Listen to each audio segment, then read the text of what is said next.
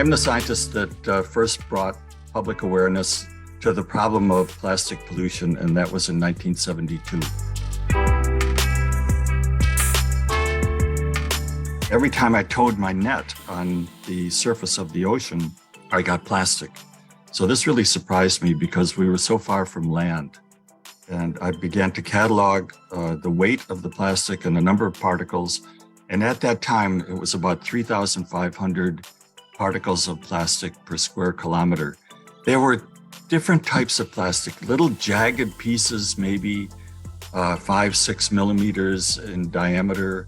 And there were other round plastic particles that are called by the plastics industry nurdles. And these are the raw plastic material that is sold by a plastic manufacturer to a fabricator to make into a toy or some other plastic particle.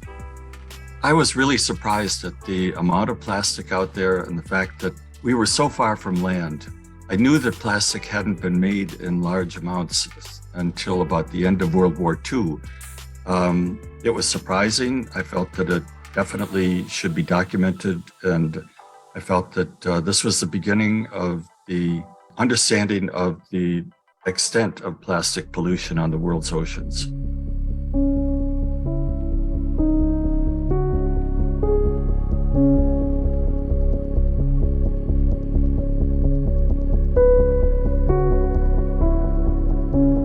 When I put that paper together and sent it off to the journal Science, the senior scientists there at the Oceanographic did not like that paper. They said that I should really stick to biology. Within a few months of that paper being published, I then ran into plastics again.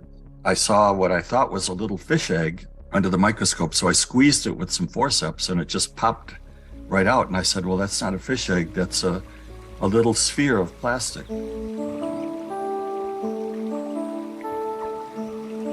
At the Ocean Sciences meeting in 2010 in Portland, Oregon, when they had the session on plastics, and they highlighted the first two papers that I wrote in 1972, I said, finally, yes, people are beginning to take this seriously.